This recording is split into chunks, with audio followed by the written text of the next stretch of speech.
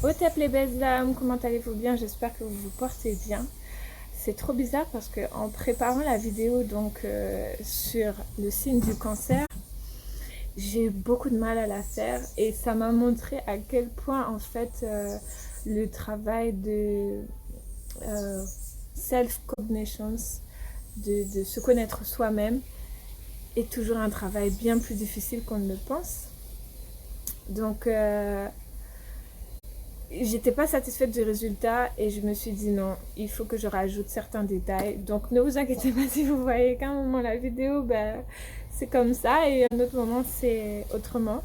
C'est juste parce que je trouvais qu'il manquait des éléments importants sur le signe du cancer et ça m'a fait réaliser à quel point il y a encore des choses que je dois mettre en lumière dans le travail que je fais sur moi-même. Donc voilà, on commence tout de suite.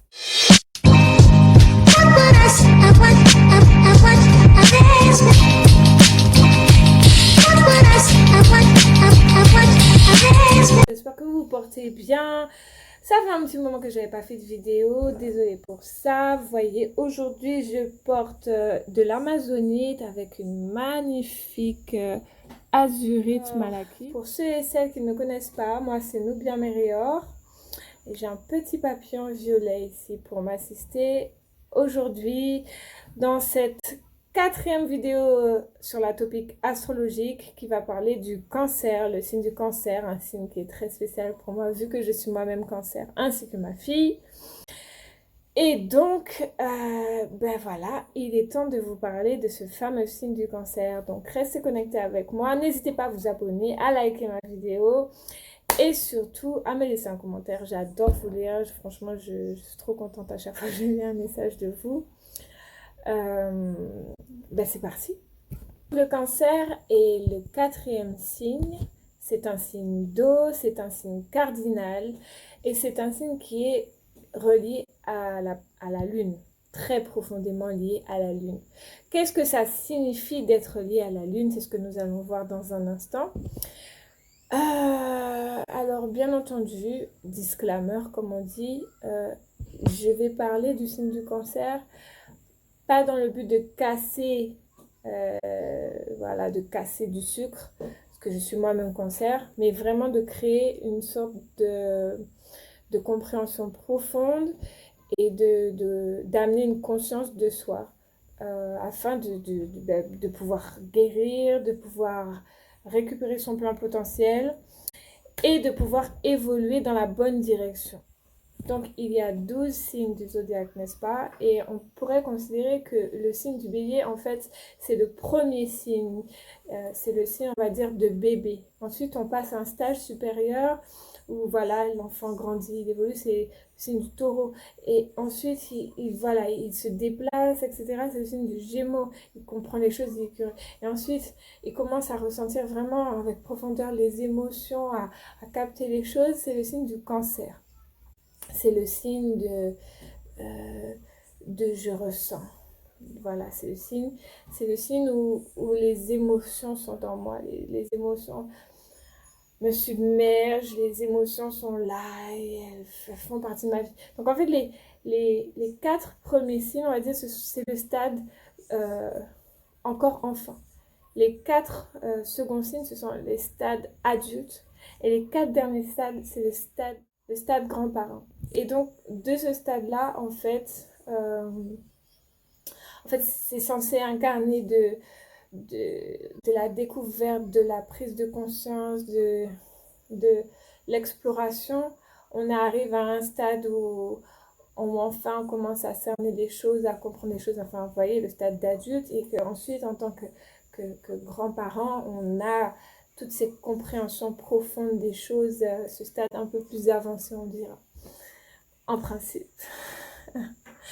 Donc en fait, c'est ça, c'est comme si de 1 jusqu'à 12, on amène une évolution à chaque fois, mais à condition en fait déjà d'avoir la chance de se rappeler notamment de ses vies antérieures et aussi en fait d'avoir une compréhension profonde de l'importance de connaître sa mission de vie, de comprendre l'objectif en fait d'être dans l'étape dans laquelle on est et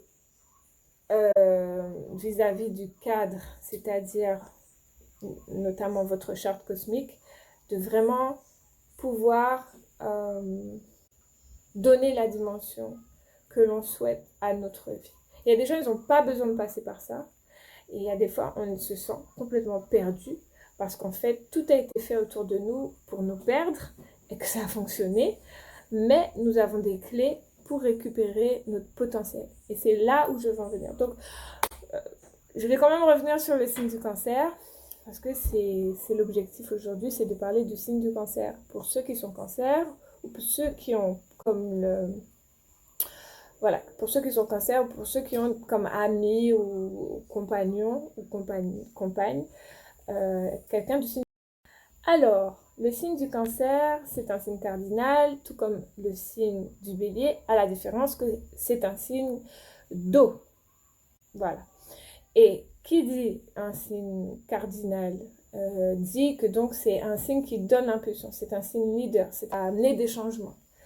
Mais lui, en fait, étant relié à la Lune, c'est l'astre qui représente le signe de la mer, la connexion à la mer.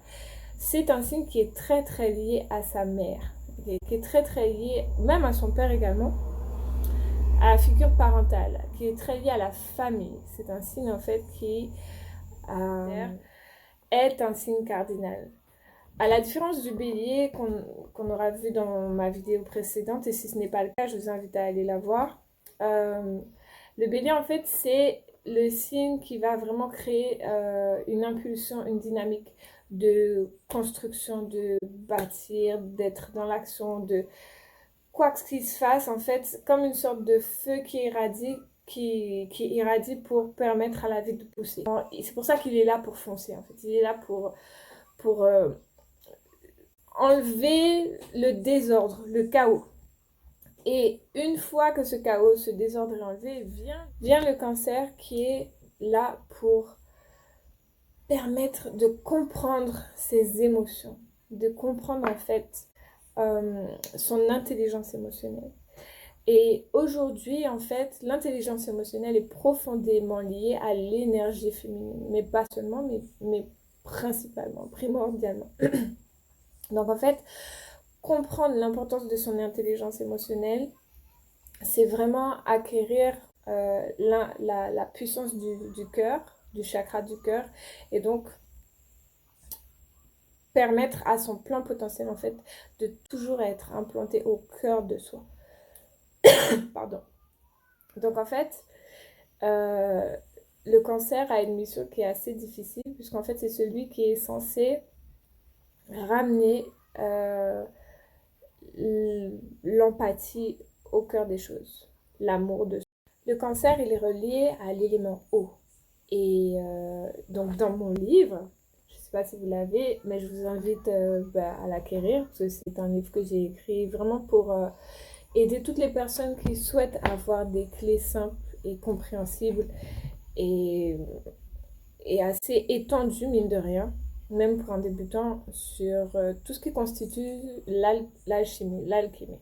Donc en fait, les influences du tout sur le tout. Donc en fait, l'eau, en fait, si on regarde bien, c'est un élément en fait qui peut acquérir tous les stades. Même le stade de l'air, c'est-à-dire d'être invisible. Puisque quand elle est sous forme de vapeur, on n'a pas l'eau. Elle peut être liquide, elle peut être solide, et voilà, et elle peut être gazeuse, comme je vous ai dit. Donc, le cancer, il est comme ça. Il a plusieurs formes. C'est pour ça qu'il est juste après le Gémeaux, ça fait du sens. Et qu'on va dire qu'il est lunatique. Lunatique, ça sera pas faux de le dire, vu qu'en fait, il est relié à la Lune. Et dans un instant, je vais venir à cet astre puissant qui nous influence, qui nous influence dans ses cycles, en fait. Surtout quand on est relié à son énergie féminine, à son intuition et à sa connexion à sa source. Donc bref, mais ce que je voulais dire, c'est que donc l'eau, en fait, c'est un élément qui est extrêmement réactif et émotionnel. C'est un élément que l'on peut programmer. Pour ça, je vous invite à aller voir donc les études du docteur Emoto, qui est mort assez rapidement. Et d'autres études où en fait on voit que on peut enregistrer des émotions dans l'eau en lui envoyant des énergies et qu'elle est réelle. Donc le cancer qui a pour qualité principale en principe d'être nourricier, c'est-à-dire qu'il représente la mer également en fait. Donc il représente l'énergie de celui qui... En fait, sur le plan physique, le cancer, c'est la poitrine, c'est le lait. Et ça, bien entendu, ça vient de nos ancêtres, les Égypto-Nubiens. Le cancer, il est relié à la lune.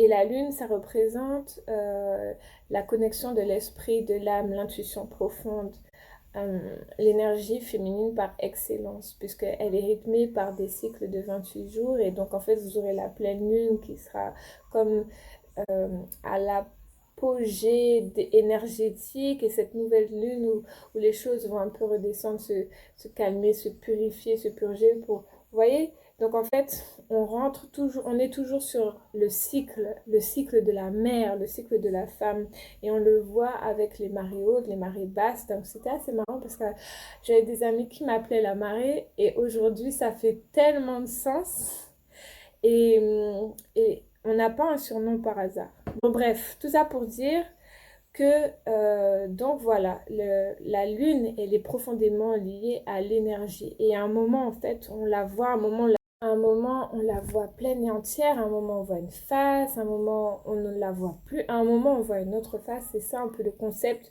du cancer. Mais en fait, à la différence du Gémeaux qui, en fait, on va dire, cumule plusieurs personnalités et qui n'est pas particulièrement un signe émotionnel.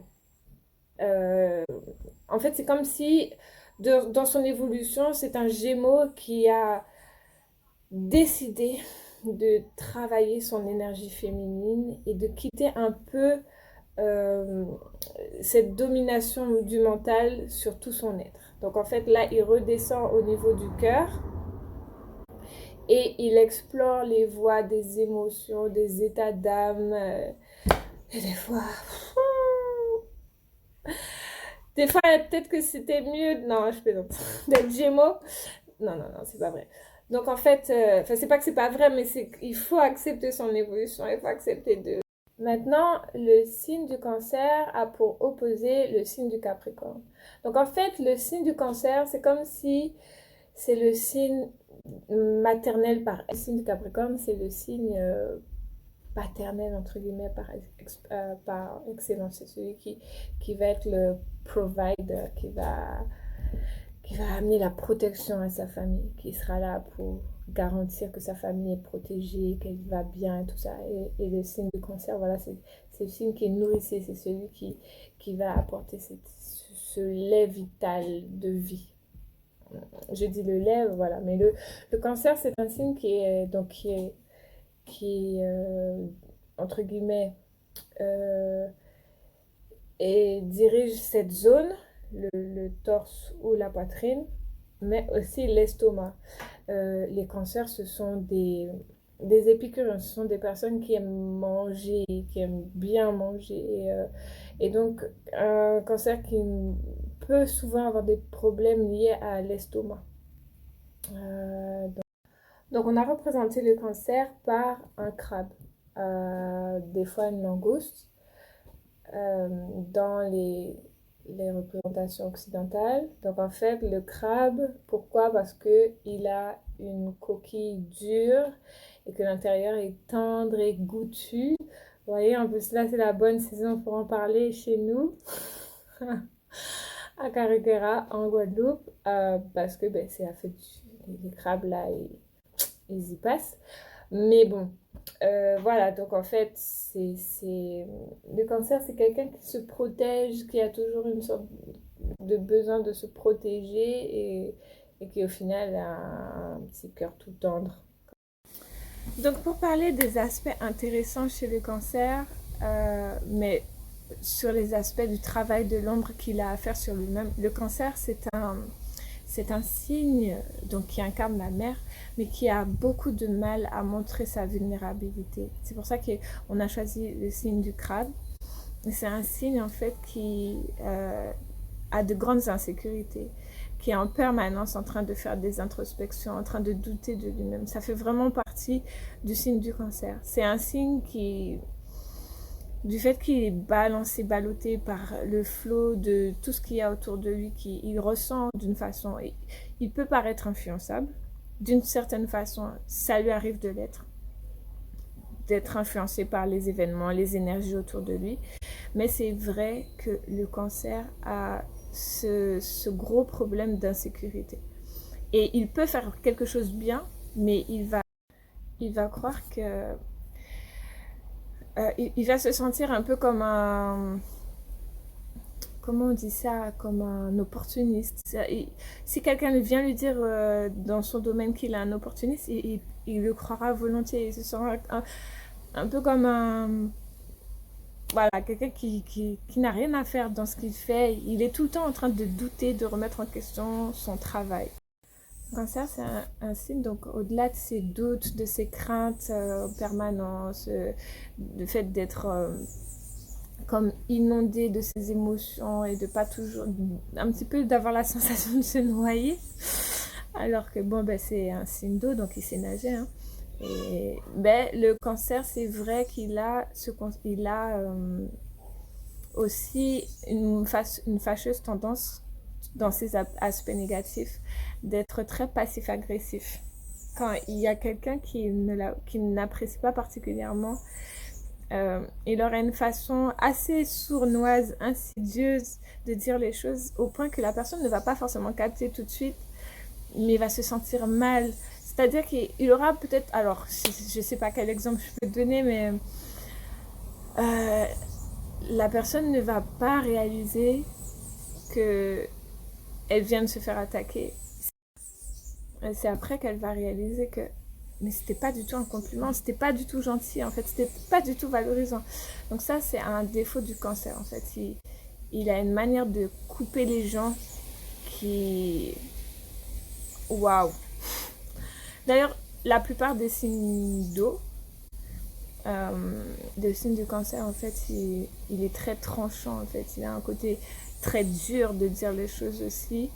Et ça, c'est quelque chose qui... Mais de façon passive-agressive. C'est vraiment propre au cancer. On découpe les gens. Alors, ensuite, un autre aspect assez négatif du cancer, parce que bon, on en a, c'est que le cancer, donc c'est un signe d'eau, c'est un signe de la mère. Mais une maman, en fait, dans ses aspects toxiques, dans ses aspects néfastes, justement, elle elle accepte ou presque encourage en fait les aspects toxiques de ses enfants. Et donc le cancer, d'une certaine façon, il a cette problématique. C'est-à-dire que par accoutumance ou parce que voilà, il veut rester accroché à quelque chose ou à une histoire ou à quelqu'un, et ben il est prêt à plonger dans le toxique, à vivre dans le toxique. Et ça, c'est vraiment un aspect du cancer. Aspect du cancer. Parce que regardez bien, le crabe, en fait, c'est un nettoyeur des mers. J'aime bien faire ce parallèle. Ben, en fait, quand il nettoie les mers, il mange tout ce qui est... Tout ce qui reste, quoi. Tous les déchets au fond de la mer, des déchets de poissons, des déchets de compagnie. Et chez nos ancêtres, on assimile donc le signe du cancer soit à Bast, qui est la déesse des chats, qui est la déesse du foyer, la déesse de l'amour, la déesse de la musique, voilà, donc la déesse de la protection du foyer, la protection de la famille. Ou alors on l'assimile à Kepera, qui est une forme d'Amon, mais avec une tête de scarabée. Et parce qu'en fait, c'est celui qui représente celui qui permet au soleil de naître, de sortir du néant, du chaos pour enfin naître. Voilà, qui apporte cette énergie de vie nourricière. Donc c'est pour ça que ces deux figures divines ont été choisies. Mais en ayant fait des recherches, j'ai observé que le signe de cancer était certainement lié à Net, N-E-I-T-H, la divine Netcheru, Net. Et du coup, je pousse mes recherches sur le sujet.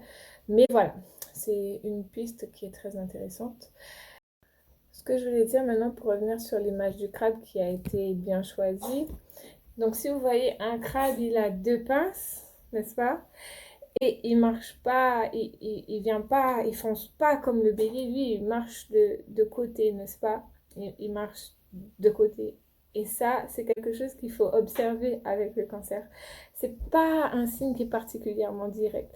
C'est un signe qui, pour obtenir quelque chose, il va pas aller droit au but comme tous les autres signes. Il a une façon un peu plus contournée d'arriver à son objectif. Mais comme je vous l'ai dit, c'est un signe cardinal. Donc, s'il a un objectif d'aller là où il veut aller, il ira là où il veut aller, mais pas de la façon la plus attendue, en fait. Voilà.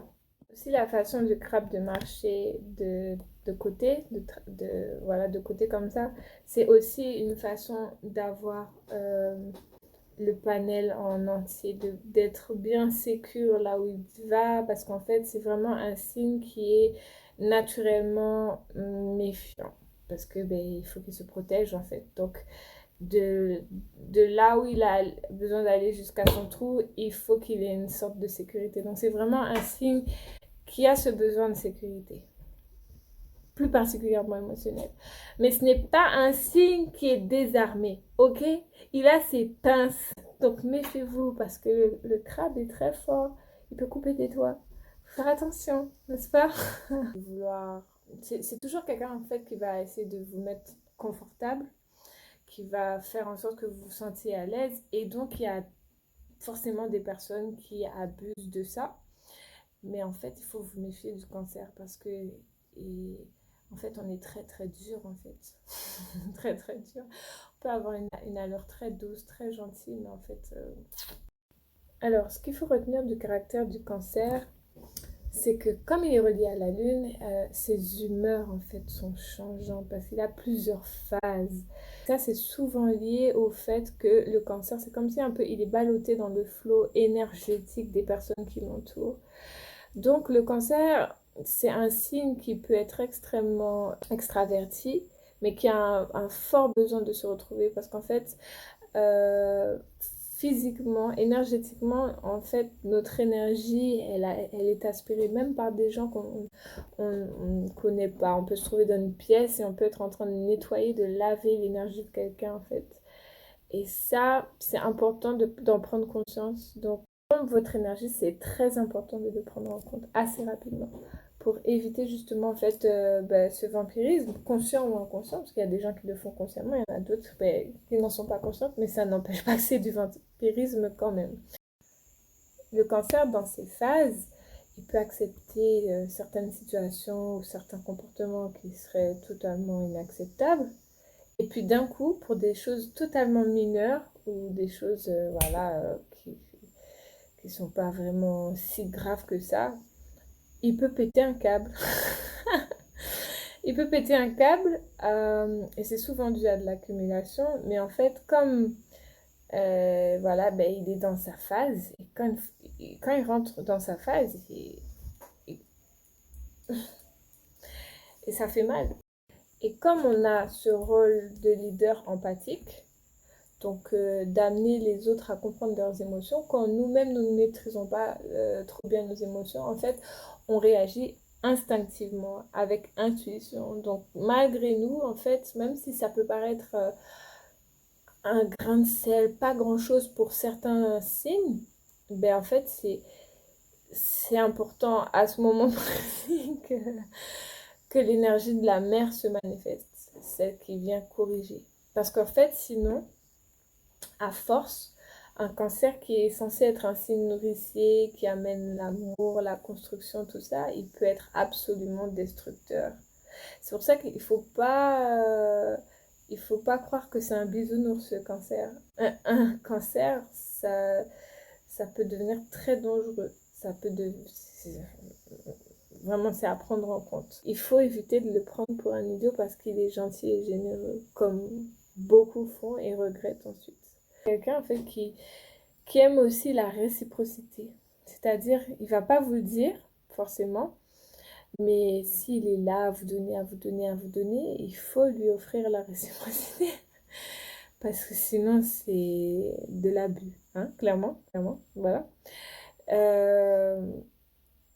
Et que ça pourrait se retourner contre vous en fait, parce que à un stade, le cancer qui peut-être ne voudra pas lâcher la relation comme ça, s'il y est entré, comme je vous ai dit, peut montrer un côté destructeur. Le cancer, tout comme son opposé le Capricorne, recherche profondément la stabilité, la sécurité.